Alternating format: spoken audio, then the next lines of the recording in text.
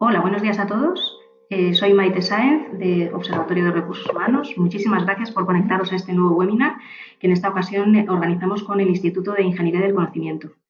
Nuestra ponente de hoy va a ser Virginia Herranz y nos va a hablar sobre dirección por valores, empleados comprometidos para lograr mejores resultados. Virginia, te dejo ya al frente de la presentación. Hola, Hola, buenos días. Muchísimas gracias a todos por estar en este webinar. Entre lo que de lo que vamos a hablar en este webinar es de un nuevo modelo de dirección que se está implementando cada vez más en las empresas, que está basado en valores, ¿vale? Como una evolución a los modelos tradicionales de dirección por objetivos. Y lo que me gustaría contaros es un poco qué ha hecho que surja la necesidad de evolucionar hacia estos nuevos modelos de dirección, cómo ha impactado la dirección por valores, cómo impacta en distintos procesos de recursos humanos y, a su vez, y derivado de este impacto en recursos humanos, pues cómo impacta en la necesidad o cómo se genera la necesidad de diseñar y desarrollar nuevas herramientas de evaluación. A mí, si os parece, comenzamos. Bueno, lejos de parecer una moda, ¿no? Que parece que ahora se ha puesto de moda lo de gestionar por valores, bueno, pues parece que no lo es, ¿no? O sea, parece que todas las direcciones en todos los tiempos se han regido por valores, ¿no? Pues desde la Iglesia, la cultura asiática, incluso la mafia, ¿no? Eran principios, o sea, entendidos los valores como principios orientadores de la acción, ¿no? que ayudan a decidir en qué dirección actuar y, bueno, pues crean una pauta de acción clara, ¿no? A todas las personas que pertenecen a esa organización, y al tiempo que una creencia, ¿no? Un modelo de las ideas, unos principios en los que se cree y se confía, ¿no?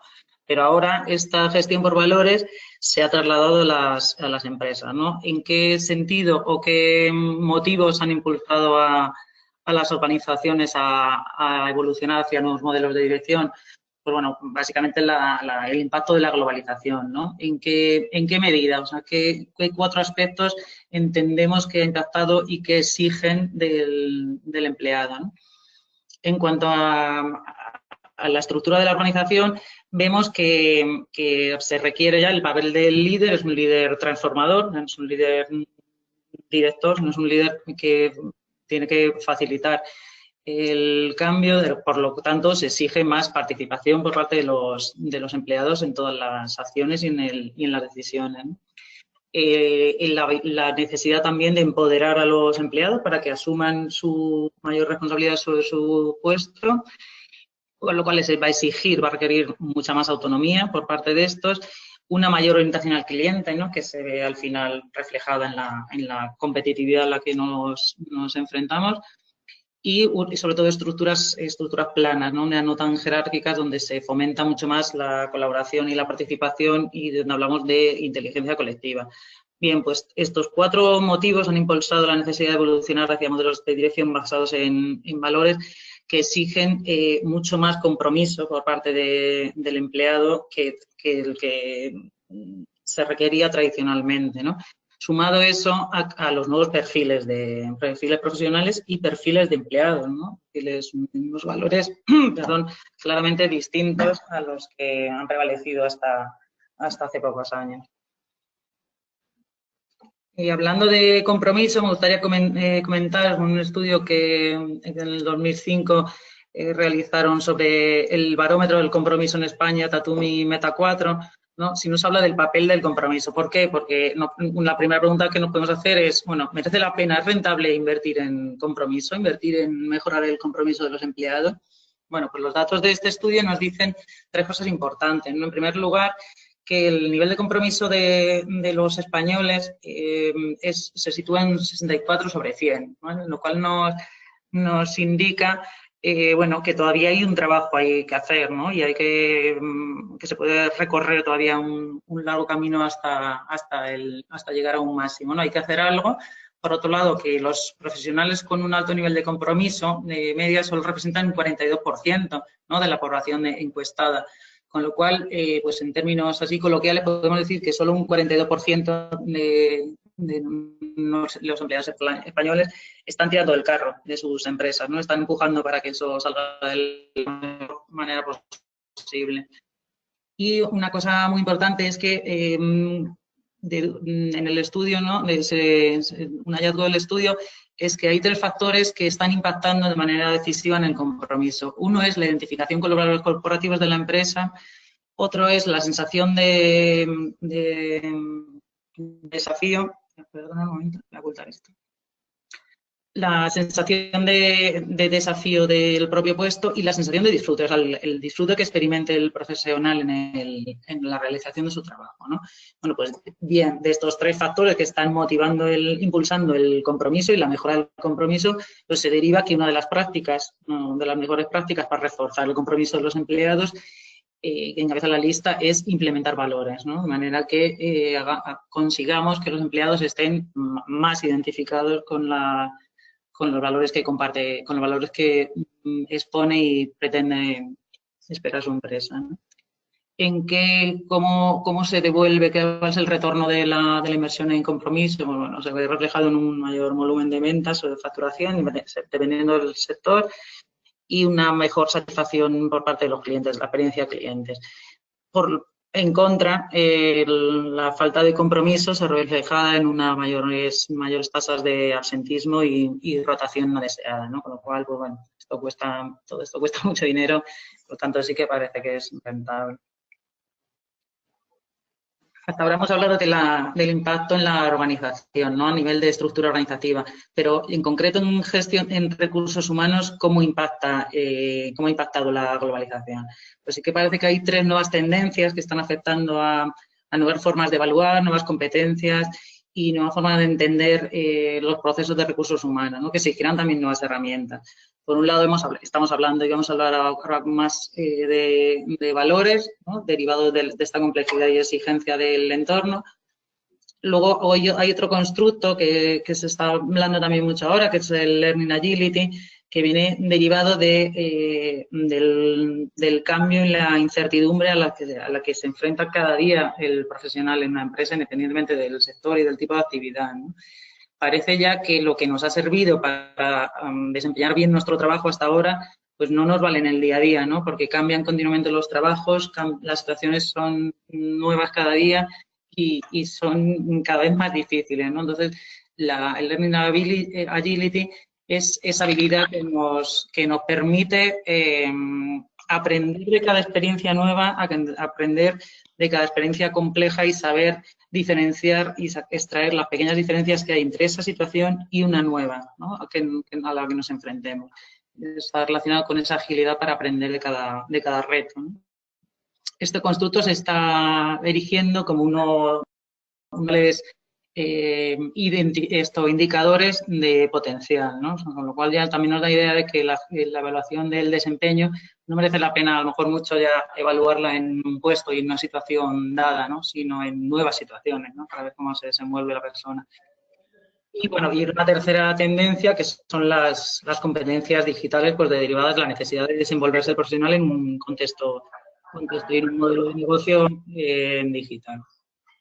Vale, centrémonos entonces en valores. ¿Qué entendemos que por la dirección por valores? ¿Qué es la dirección por valores? Bueno, pues es una forma, ¿vale?, de hacer legítimo, de diseñar y de llevar a la práctica un proceso participativo en el que trabajen tanto la empresa como los empleados y que formule 3 cosas, ¿no? Que defina 3 cosas. ¿A dónde queremos llegar? ¿Qué vamos a aportar con nuestro trabajo y a quiénes? ¿Vale? Lo que consideramos los valores finales, que son la visión y la misión, y cómo vamos a llegar o cómo vamos a alcanzar esos valores finales, ¿no? Aquí creo que estamos hablando de valores instrumentales. Simplicidad, autenticidad, entusiasmo son algunos ejemplos. Son valores corporativos, ¿no?, que son el lema de la señal de identidad de cada empresa y que atienden a su naturaleza, pero han de ser compartidos, ¿no? De manera que sea una forma de actuar, de sentir, de comportarse en la que todo el mundo cree y confía, ¿no? Porque considera que es lo legítimo y lo mejor. Y eso llevarlo a la práctica, ¿no? Ponerlo en práctica. cómo poner en práctica, cómo llevar a la práctica los valores, ¿no? Para que dejen de ser una mera formulación de valores expuestos en el lema de la organización. Para llevarlos a la práctica hay que pasar por cuatro pasos. Desde legitimar y planificar el proceso para que sea algo que está pensado y decidido que se va a hacer y que tiene sentido hacerlo y en el que todo el mundo está implicado, involucrado y todo está planificado para que no se quede en una mera intención. Formular las reglas del juego en una segunda fase, es decir, consensuar cuáles van a ser los valores finales y cómo vamos a llegar a esos valores finales, ¿no? A través de qué valores corporativos. Y la tercera fase, que yo es la que siempre, considero, no yo, ¿no? Pues todos los autores que han trabajado en valores, que es la fase más crucial, es convertir los valores en acción, es decir, hacerlos practicables, ¿vale?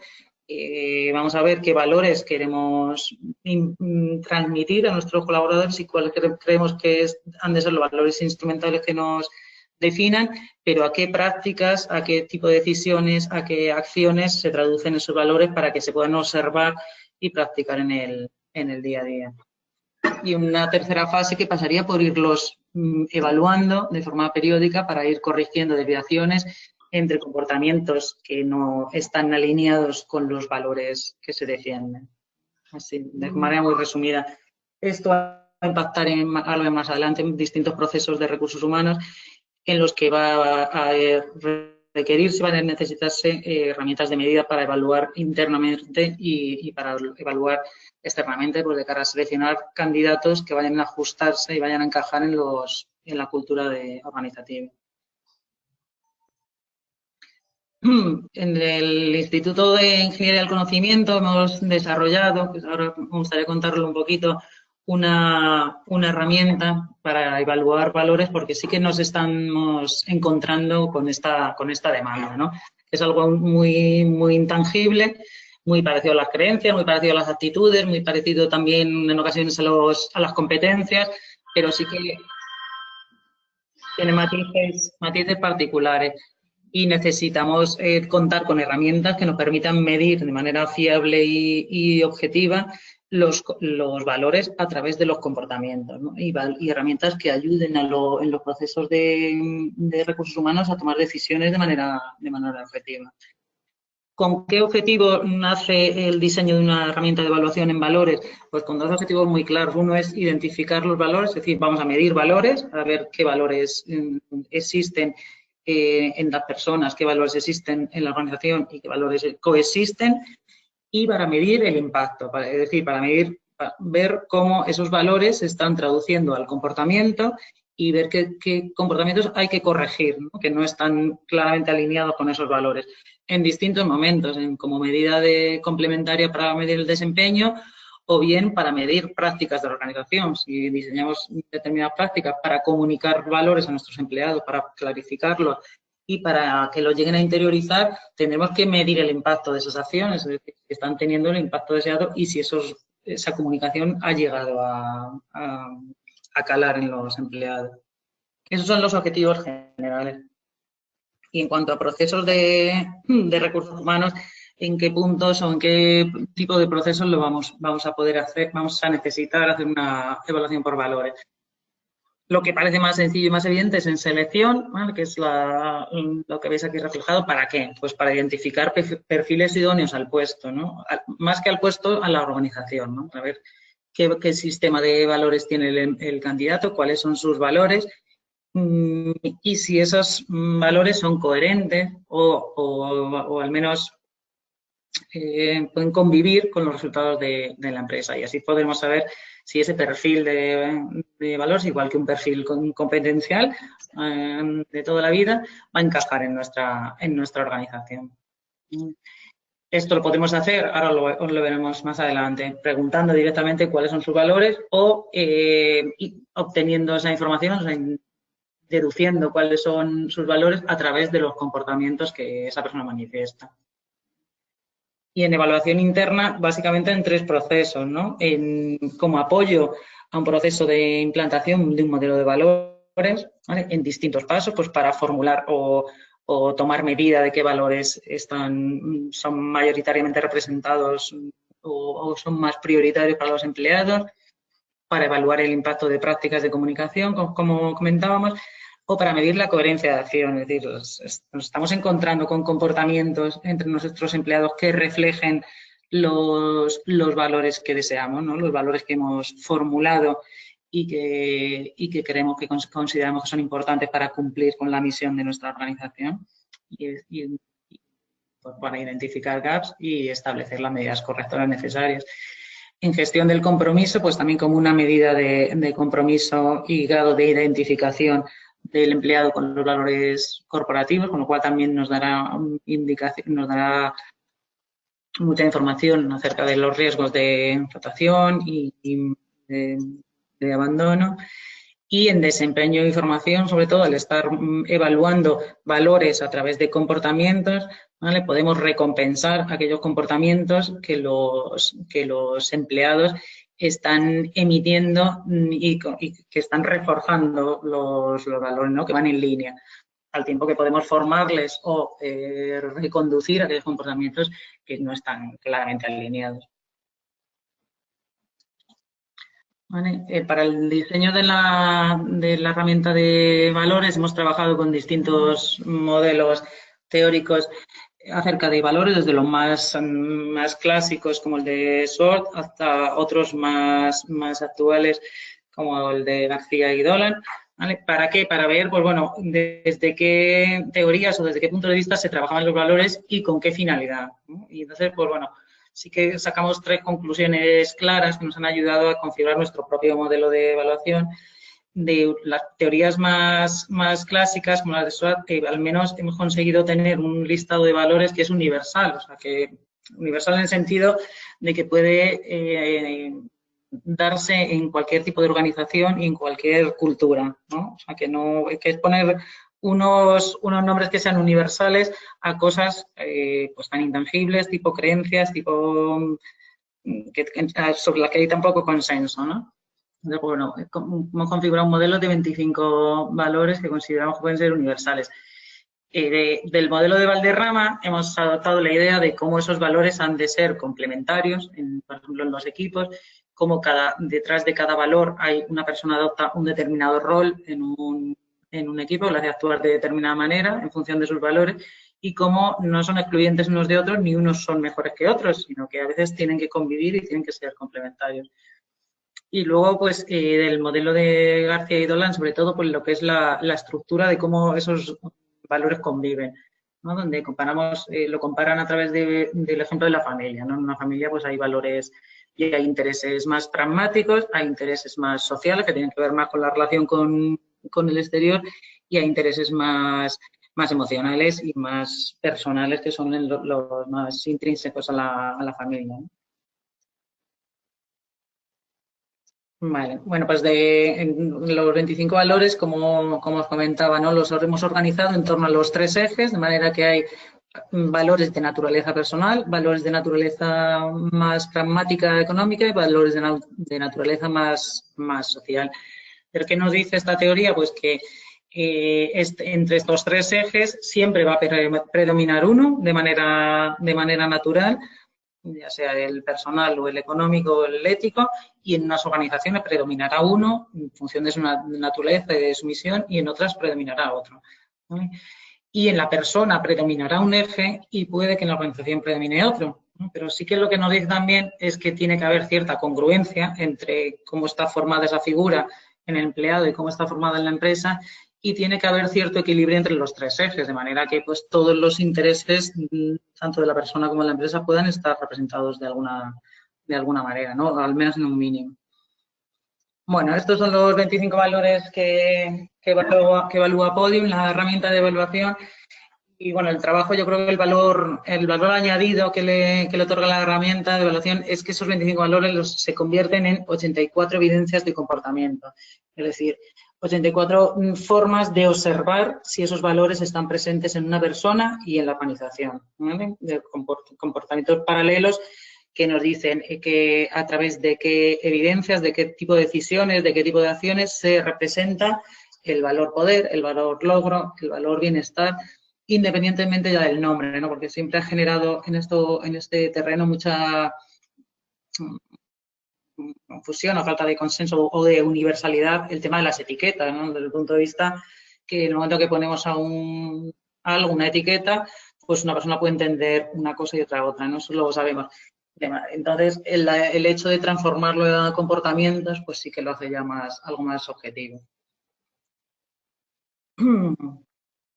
La prueba se compone de 3 escalas, pretenden con 3 objetivos distintos de evaluación, pero que se puede configurar a medida, ¿no? Lo cual la hace muy, muy útil.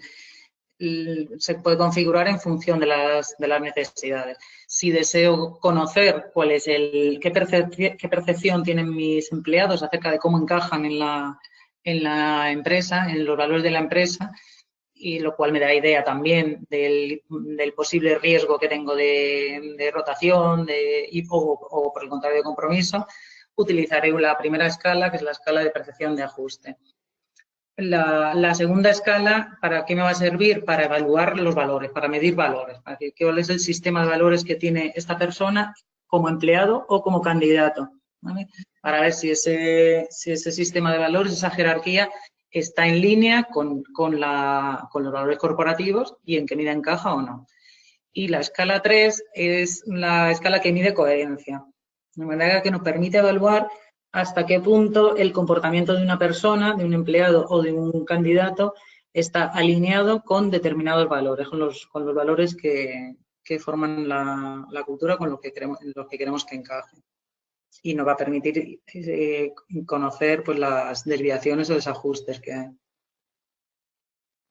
Bueno, estos son unos ejemplos para que veáis cómo es la escala de ajuste. La primera son distintas evidencias, una escala tipo Likert, acerca del grado de identificación con la compañía, el grado de conflicto, el grado de permanencia y el grado de conciencia, ¿no? Os lo explico ahora en este gráfico. Esto es un ejemplo del informe, ¿vale? Entonces, en este ejemplo en concreto, pues, ¿qué vemos? Vemos de la escala esta de ajuste que os comentaba, de la primera, obtenemos 3 indicadores. Identificación, el grado en el que, o el nivel en el que piensa una persona que, bueno, pues que su forma de pensar y de ver el trabajo es parecido a la compañía, es decir, que si van en la misma línea.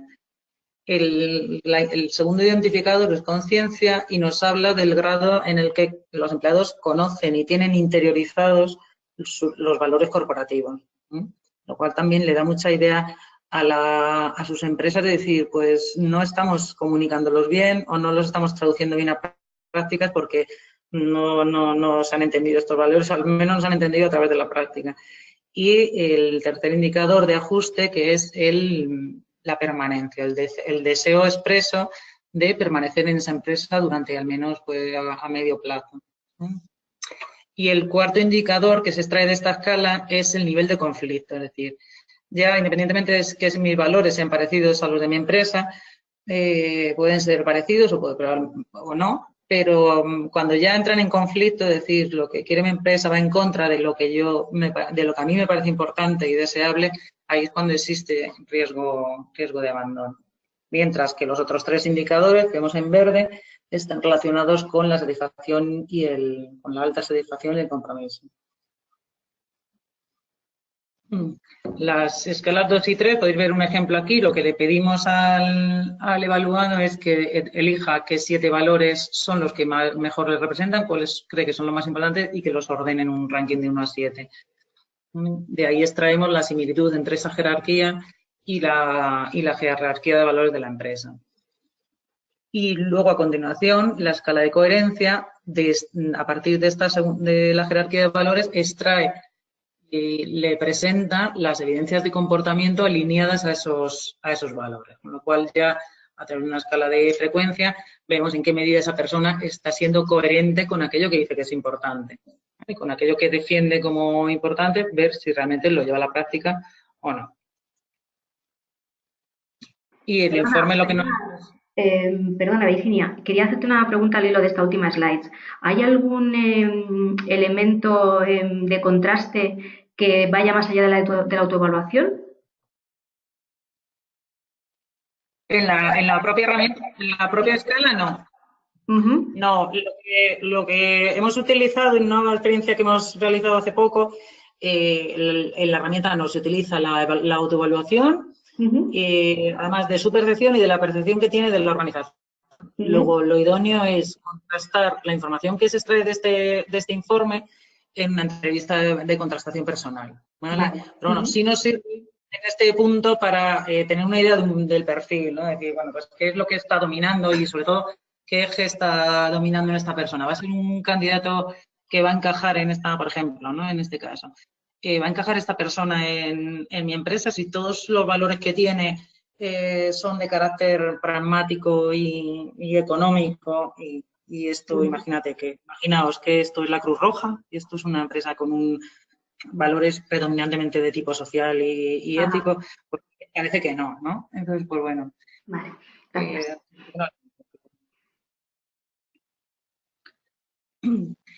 Y esto sería un ejemplo de un informe, ¿no? De la escala de jerarquía de jerarquía solo, ¿vale? Nos dice, estos 7 valores son los valores más importantes para esta persona, los de la izquierda, y estos otros 7 son los que piensa ella, que esta información también es muy valiosa, que son importantes para su organización. De aquí que extraemos la similitud que hay entre ambas jerarquías, basándonos en qué valores son coincidentes, en qué posición se encuentran y sobre todo en qué naturaleza o a qué dimensión pertenecen esos valores.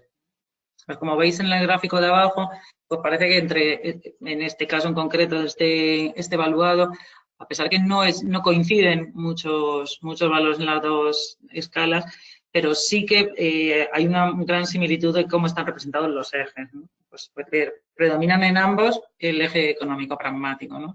El eje personal está muy poco representado y el eje ético-social, bueno, poco. Pero bueno, en cualquier caso se observa que son bastante parecidos, son bastante similares, no están muy descompensadas. Y lo que sí nos permite conocer es los valores que están en las primeras posiciones que resultan más prioritarios para ambos. Ay. A partir de la escala anterior, lo que tenemos es el nivel de coherencia de acción, ¿no? Esta persona nos ha dicho, este evaluado o candidato nos ha dicho que estos son sus valores y que estos son los de su empresa. Y aquí que vemos que la persona en un nivel de 0 a 4 se encuentra en un nivel alto, en un nivel 3 de coherencia. Es decir, lleva a la práctica aquello que defiende, ¿no? En la mayoría de las ocasiones. Por el contrario, en este caso en concreto, nos encontramos con que la organización percibe un nivel de coherencia bajo, ¿no? Se encuentra en un 1. Es decir, no observan en su organización representados a través del comportamiento de los empleados o a través de prácticas directas de la organización que los valores que la organización pretende, ¿no? Entonces, esto da mucha información también, porque luego después de estos valores, en el informe se extraen las evidencias en las que tanto persona como organización no está resultando coherente, ¿no? Lo cual nos da mucha información para diseñar acciones de mejora, ¿no? Es decir, pues hay que comunicar más de esta manera o hay que traducir más estos valores a comportamientos en este tipo de actuaciones, etcétera, ¿no? Yo lo que pienso es que la evaluación no ha de quedarse en la ejecución de la prueba en sí y en la obtención del informe, ¿no? El valor añadido de Podium en concreto es la comunicación de esos resultados, el trabajo que se ha de hacer a partir del informe y ver qué cosas qué cosas se pueden trabajar, ¿no? Nada, bueno, y no, creo que estamos terminando ya. Bueno, ya os cuento un ejemplo de un estudio inicial que hemos hecho, que hemos hecho para analizar la prueba, una muestra pequeñita, pero bueno, sí que el resultado es muy interesante. Utilizamos Podium, hemos utilizado 2 muestras distintas de características muy similares, pero hemos utilizado 2 herramientas de evaluación de valores distintas. En un primer estudio en el que formaron parte candidatos de un proceso de selección con un perfil comercial, les administramos Podium y en una segunda muestra eran recién licenciados con un perfil, y a los que se les evaluó con Prisma 4D, que es una herramienta nuestra, que evalúa el perfil competencial. ¿Vale? En esta prueba hay una pregunta abierta donde se les pide que se autodefinan, ¿no? Pues define cómo eres y cómo te consideras y así. Un texto autodescriptivo. Bueno, pues a través del análisis semántico de ese texto hemos etiquetado qué valores se reflejaban en esos textos, ¿no? Y bueno, estos han sido los resultados en ambas muestras. Que vemos que los valores más representados en cada muestra, a pesar de que son distintas herramientas, son la profesionalidad, la productividad, la responsabilidad y la colaboración. En el estudio 1 y en el estudio 2, la responsabilidad, la colaboración, la profesionalidad y la estimulación. Es decir, el sistema de valores se manifiesta de forma muy parecida, incluso 3 de ellos coinciden, cuando utilizamos distintas herramientas en muestras de características similares, ¿no? Lo cual nos dice que, bueno, nos habla de la coherencia de estas formas de evaluación, a pesar, evidentemente, de los sesgos que hay asociados a un proceso de selección, donde, bueno, pues tienden a reflejar aquellos valores que consideran que son deseables de cara a la selección, y de los sesgos de la herramienta de evaluación subjetiva que hemos utilizado para etiquetar textos abiertos, ¿no? Bueno, puliendo esa cosa sí que el resultado resulta curioso. Y nada más, para terminar, solo poneros algunos ejemplos de lo que llamamos, ¿no?, de pioneros en crear valor a través de las personas, ¿no? Empresas que llevan ya muchos años trabajando en gestión por valores y tienen una cultura, unos valores culturales ya fuertemente arraigados, ¿no? De los que se encuentran, pues, General Electric, que cuenta con una herramienta para evaluar el desempeño basada en valores, ¿no?, como complemento a la valoración por competencias, ¿no? Y donde, pues bueno, eso tiene un diagnóstico casi diario de qué valores está llevando, no está aplicando la persona en su puesto, qué valores no son coherentes qué comportamientos no son coherentes con esos valores, y bueno, y sí que establece indicaciones y orientaciones para la mejora. O Apple, ¿no?, cuyos valores, pues, yo creo que le han dotado de una personalidad propia que hace, ¿no?, que tenga tantos aficionados y tantos como detractores. Mercadona, que ha trabajado también por valores que anteponen en muchas ocasiones al empleado, la satisfacción del empleado sobre la satisfacción del cliente, que ha hecho que las cifras de absentismo sean inferiores a la media española. Resol, que también tiene un proyecto, una iniciativa muy bonita, ha trabajado que premia las ideas de sus empleados, que fomentan los valores que quieren depender. IKEA cuenta con una prueba de evaluación muy sencilla desde hace muchos años, sí, a través de los cuales, pues bueno, pretenden ver cuál es el perfil de valores del candidato y en qué medida va a encajar en IKEA. Y Coca-Cola, ¿no? Pues bueno, que ha hecho que todos la conozcamos como la marca de la felicidad, ¿no?, que es uno de sus valores. Y nada más, esto era todo lo que os quería comentar. Solo daros 5, bueno, no son consejos ni sugerencias, pero yo creo que es lo que son las 5 claves que resumen un poco cómo implementar un modelo de gestión por valores. Formular esos valores de forma participativa, teniendo siempre en cuenta la opinión de los empleados. Hacerlos factibles de manera que los podamos llevar a la práctica y hacerlos observables. Involucrar al empleado en todo el proceso de implementación de los valores.